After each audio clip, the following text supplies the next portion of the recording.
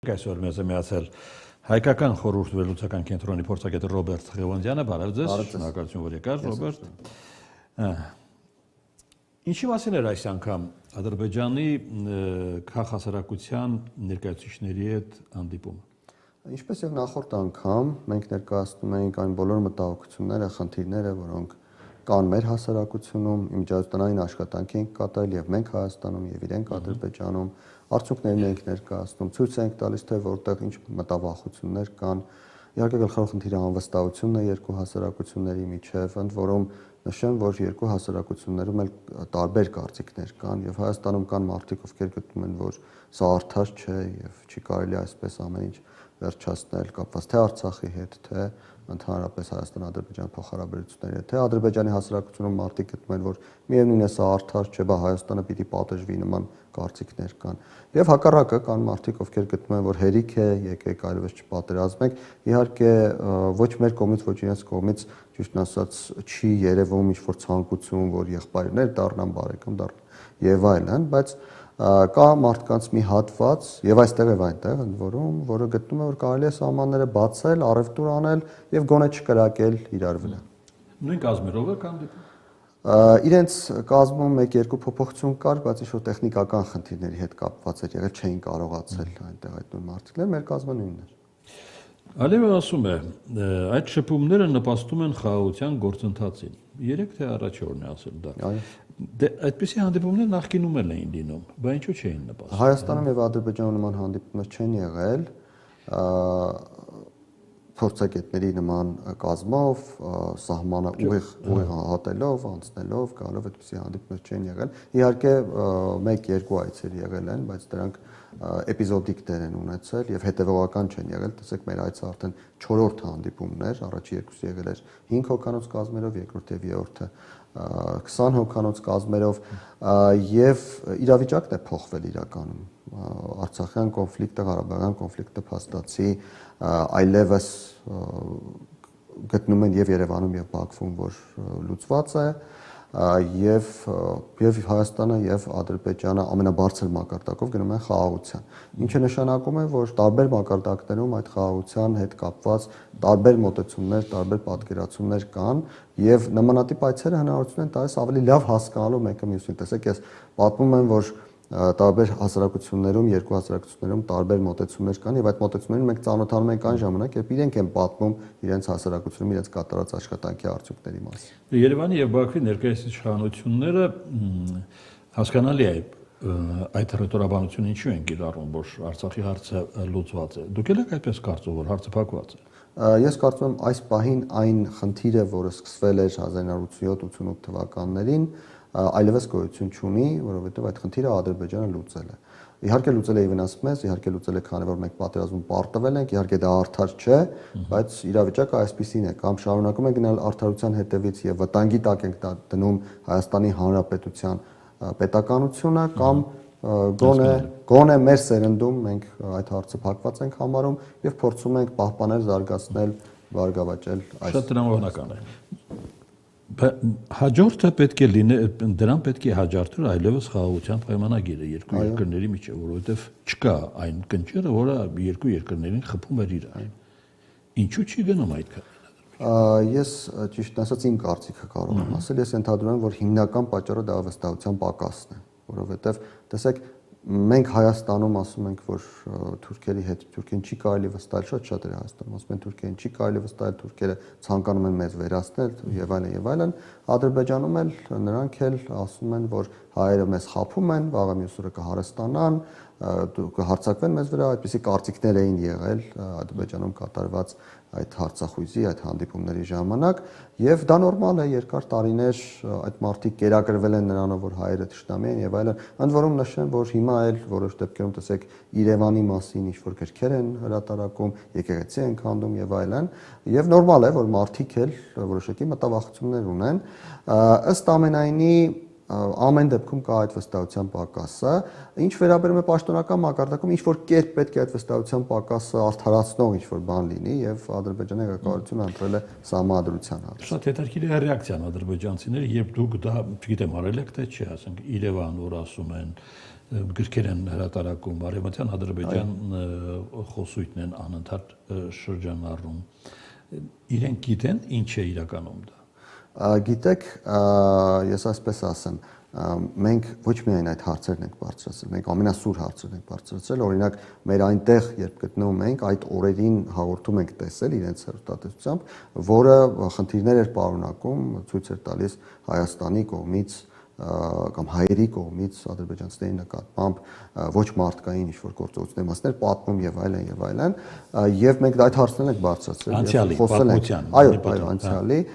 եւ խոսել ենք այն մասին, որ եթե մենք գնում ենք խաղաղության, եթե մենք եկել ենք այստեղ նստել ենք եւ խոսում ենք խաղաղության մասին, ինչի համար է պետք է հեռուստատեսությամբ նման բաներ ցույց տալ,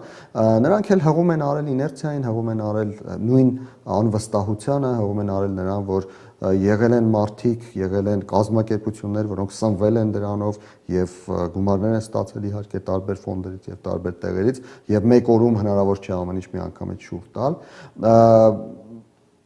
առաջարկել են դինամիկային ուշադրություն դարձնել եւ իսկապես դինամիկան որոշակիորեն դրական է, այսինքն եթե նախկինում խոսում էին 10 անգամ, հիմա խոսում են 8 անգամ կամ 7 անգամ։ Իհարկե դա բավարար չէ, իհարկե մենք խոսում ենք դրա մասին, մենք ասում ենք, որ չի կարող այսպես շարունակվել։ Այո, Հայաստանում էլ եղել են որոշակի խնդիրներ եւ կան որոշակի խնդիրներ, բայց այդ խնդիրները համեմատելու էլ չեն նրա հետ, ինչ Ադրբեջանում է կատարում, բայց որոշակի դինամիկա իհարկե նկատվում է։ Ես նշեմ մի հետաքրքիր բան, որ ինքս եմ անձամբ նկատել, երբ այնտեղ էի իրենց հեռուստատեսությամբ մի հաղորդում էի դիտում, որի ժամանակ խոսում էին Արցախի մասին, խոսում էին Արցախի անտառների, Արցախի բնապահպանական հաղորդում էր, բնապահպանության, կենդանիների եւ այլնի մասին եւ ասում էին, թե երկար տարիներ անտառները կտրվել են, կենդանիներին վերացրել են, ոչնչացրել են, հանքերը տալային են եւ այլն, բայց օրինակ Հայաստան բառը երբեք չհնչեց։ Հաղորդումը մոտավորապես 20-30 րոպեանոց է, ոչ մի անգամ չասացին, որ դա արել է Հայաստանը կամ հայերը, այլ բառը չհնչեց։ Սա որոշակի դինամիկա է իհարկե։ Թարմ օրինակ կա այս օրերի, չկա այլևս Մայր եկեղեցին Ստեփանակերտի։ Այո։ Դա չհասցրեցիք դուք այդ մասին տեղեկություն ունենալ ձեր հանդիպման ժամանակ գտնվելով Ադրբեջանում։ Չէ, իհարկե մենք չգիտենք։ Որովհետև մարտամսին է եղել այդ։ Այո, մենք դրա մասին չգիտենք, ընդհանրապես 3 եմ ես իմացել, իմ գործընկերներն էլ համոզված են, որ որևէ մեկը դրա մասին տեղյակ չէ, եթե տեղյակ լինեինք, այդ հարցը կբարձրացվեր հենց Կաբալային, որովհետև շատ սուր հարցեր բարձրացվել են եւ նույնիսկ եղել են իրավիճակներ, երբ մթնոլորտը որոշակիորեն լարվել է, հետո լիցքաթափվել է։ Դրա մասին տեղյակ չենք եղել։ Չէ, դա միակը չէ, դրանից առաջ էլի շատ դեպքեր են եղել, որը թույլ է տալիս ենթադրել, որ Ադրբեջանը հայկական հետ կա ընդհանրապես ուզում է։ Գիտեք, մենք խոսում ենք այդ ամենի մասին, հենց այդ լարված իրավիճակների հետ կապված հարցեր մենք բարձրացնում ենք, թե մշակութային ժառանգության հետ կապված, թե ընդհանուր առմամբ հայատյացության մթնոլորտի մասին եւ այլն, եւ կոնկրետ օրինակներով ենք խոսում, թե Երևանում, թե Ծաղկաձորում ներողություն, թե Կաբալայում, թե Երևանում, թե Բաքվում, այսինքն բոլոր հանդիպումների ժամանակ, թե երրորդ երկրներում, երբ հանդիպում ենք, բայց կոնկրետ այս դեպքի մասին մենք տեղյակ չենք եղել։ Ես նշեմ, որ իմ գնահատմամբ կարող եմ միայն իմ կարծիքը ասել, իմ գնահատմամբ Ադրբեջանը ուղղակի պատրաստվում է տարբեր սցենարների մի կողմից եւ մյուս կողմից այո, իհարկե Ադրբեջանում հայատյացությունը որևէ տեղ չի չքացել, ինչը չի նշանակում, որ մենք կարող ենք իրար վրա չկրակել գոնե ինչ որ ժամանակ կամ հարատև, ինչպես կարծում են Հայաստանի եւ Ադրբեջանի, ինչպես հայտարարում են Հայաստանի եւ Ադրբեջանի ղեկավարները, ես մի քիչ չեմ հավատում, հարատև ոչինչ չկա այս արևի տակ, բայց գոնե ինչ որ ժամանակ իրար վրա չկրակել, փորձել առևտուրան, փորձել հարստանալ, նույնիսկ այն պայմաններում, երբ Ադրբեջանում քանդվում են հայկական եկեղեցիները, ես կարծում եմ կարող ենք, մյուս կողմից եկեք ազնիվ լինենք, իսկ ով պետք է բռնի Ադրբեջանի ձեռքը եկեղեցի քանդելու, եթե Ադրբեջանը էթնիկ զտում է կատարել եւ միջորս որևէ մեկը նույնիսկ ինչ-որ մի վատ բառ չի ասել։ Ենթադրում եմ ադրբեջանցիները ամենաշատը կխուսափեին գերիների հարցից։ Գերիների հարցը բարձրացրել ենք եւ քաղաքասարակության հետ զրույցների ժամանակ եւ Ադրբեջանի նախագահի խորհրդականի հետ զրույցի ժամանակ մի քանի անգամ, մի քանի ենթատեքստով ենք բարձրացրել, բայց իրենց մոտեցումն այն է, որ իրենց հասարակությունում կա որոշակի ոչ թե ըմբռնում, այլ հակառակը, որոշակի տրամադրություն կապված գերիների հարցի հետ, ընդ որում ես նշեմ, որ ասվեց, թե մենք իզուր ենք կարծում, որ Հայաստանը ժողովրդավարական է, այո, իրենք ընդունում են Հայաստանը ժողովրդավարական է, Ադրբեջանը ավտորիտար է, բայց մենք իզուր ենք կարծում, թե ժողովրդավարական Հայաստանում իշխանությունը կախված է ժողովրդից, իսկ ավտորիտար Ադրբեջանում իշխանությունը ընդհանրապես կախված չէ ժողովրդից, եւ իրենք այդպես են ասում, իհարկե, սա սուտ է, ճիշտ է, դա այլ հարց է, բայց նշում են, թե ժողովրդի մոտ կա որոշակի տրամադրություն, ժողովուրդը կարծում է, որ այդքան տարի իրենց տառապանքները, այդ Արցախի այդ իրավիճակը ես նշեցի, չգիտեմ, անտառներ, կենդանիներ եւ այլն, ինչ որ մեկը պետք է պատասխան տա եւ իրեն ժողովուրդը կարծում է, որ այս պահին շատ զգայուն է իրավիճակը, շատ էմոցիոնալ է ժողովուրդը կարծում է, որ այն մարդիկ, ովքեր գերի են, ովքեր այնտեղ բանտում են գտնվում, մարդիկ են, ովքեր պիտի պատասխան տան։ Իհարկե մենք չենք ընդունում դա, իհարկե մենք մեր վրդովմունքն ենք հայտնում, մեր անհամաձայնությունն ենք հայտնում, բայց ես պետք է նշեմ, որ մենք անում ենք այն, ինչ մեր ուժերի սահմաններում է, թեև ես նշեմ, որ մեր ժողովուրդը շատ լավ խոսք ունի, կաթիլը քար է ծակում, եւ մենք փորձում ենք այդ կաթիլները ավելացնել։ Հայ-ադրբեջանական առևտուրը, որ գնալով կարծես որոշակի թափ է հավաքում, ինչ ընկալում ունի Բաքու։ Տեսեք, ես նշեցի, որ հասարակությունում կան տարբեր խմբեր, ովքեր տարբեր կերպ են մոտենում այդ հարցին, միջից մի խումբ կա, ավելի կոնկրետ ասեմ, մի խումբ էլ կա, որը գտնում է, որ պետք է սահմանը փակել, չպատերազմել, բայց նաև ոչինչ չանել ու մոռանալ հայերի մասին, ուղղակի ապրել սահմանից այս կողմ, հայերն էլ թող մոռանան մեզ մասին, այսինքն 3 խումբ է ստացվում, անդեմ, կողմ եւ այդպիսի խումբ, եւ բնականաբար համապատասխան վերաբերմունք ունեն առևտուրին նաև այդ խմբերը, տեսեք, այն խումբը, որը գտնում է ոչ պետք է Հայաստանի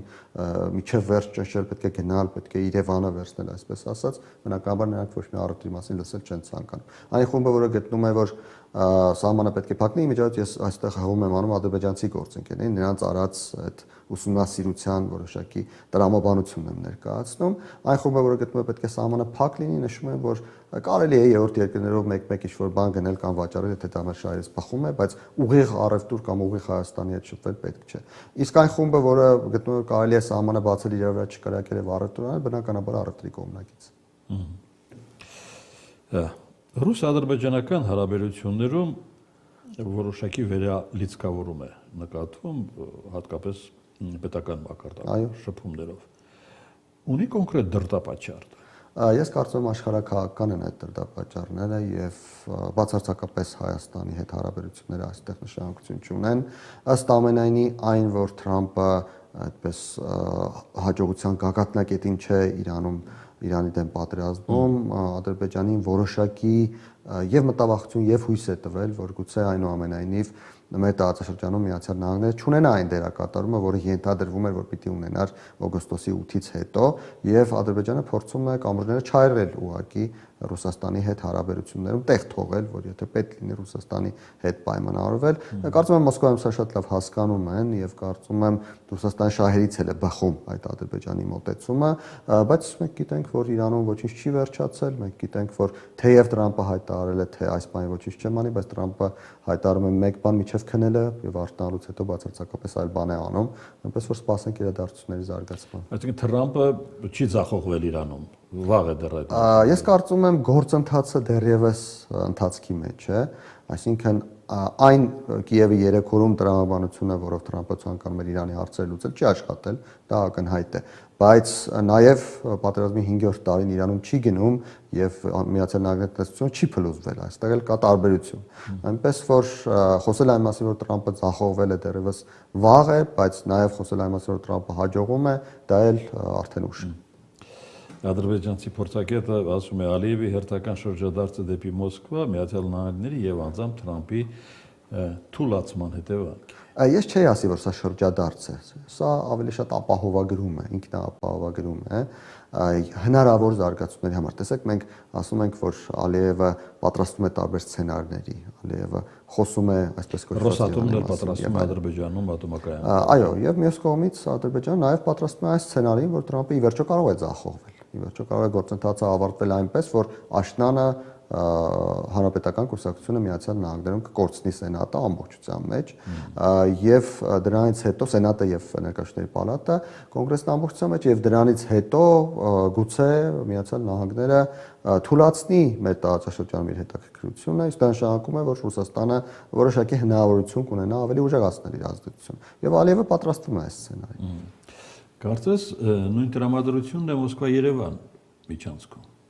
Ես չէի ասի, որ նույն տրամադրությունն է, թեև նշեմ, որ Հայաստանի իշխանությունները կարմիր գծեր չեն հատում, ընդ որում ինչպես չեն հատում կարմիր գծեր նաև Ռուսաստանի իշխանությունները, որոշակի մակարդակում իհարկե կա հակասություն, որոշակի մակարդակում ապրիլի 1-ից հետո ճնշումները ավելացել են Հայաստանի նկատմամբ, Հայաստանից էլ պատասխան հարվածներ են հասցվում հայտարարությունների եւ ընդհանրապես գործընթացների շարունակականության տրամաբանության մեջ, բայց խոսել այն մասին, որ կարմիր գծեր են հատում, ես չեմ համարձակվի, որովհետեւ ակնհայտ է, որ եւ Հայաստանին եւ Ռուսաստանին նույնիսկ հունիսի 7-ից հետո, երբ քաղաքացիական պայմանագիրը կշարունակի իշխել Հայաստանում, ես կարծում եմ դա արդեն որևէ մեկի մոտ կասկած չի հարուցում, նույնիսկ դրանից հետո Ռուսաստանը եւ Հայաստանը հարաբերվելու են եւ հարաբերվելու են գործընկերության որոշակի մակարդակում։ Այսինքն այդ մթնոլորտի ուղիղ պատճառը նախընտրական Հայաստանն է։ Բնականաբար այդ մթնոլորտը շարունակելու է լարվել, շարունակելու է ահագնանալ մինչև հունիսի 6, հունիսի 7 նույնիսկ, բայց ակնհայտորեն կթուլանա հունիսի 8-ից սկսած, երբ արդեն նախնական արդյունքները կլինեն ընտրությունների եւ որովհետեւ Մոսկվան ուզում է, որ Հայաստանում իշխանափոխություն լինի։ Մոսկվան շատ կցանկանար, որ իշխանափոխություն լինի եւ ընդ որում ես նշեմ, որ իմ տպավորությամբ այնիշ տեղի ունեցավ ապրիլի 1-ի Մոսկվայում ցույց է տալիս, որ Հայաստանից Մոսկվային տեղեկություն տրամադրողները այնուամենայնիվ մի փոքր կամ գուցե մի փոքր ավելի շատ այնքան էլ իրական տեղեկություններ չեն տալիս եւ Մոսկվայում մի փոքր տարբերվող պատկերացում ունեն այն իրականությունից, որը կա Հայաստանի Հանրապետությունում։ Այնպես որ Մոսկվան ոչ միայն ուզում է, այլ նաեւ կարծում է, թե հնարավոր է իշխանափոխություն։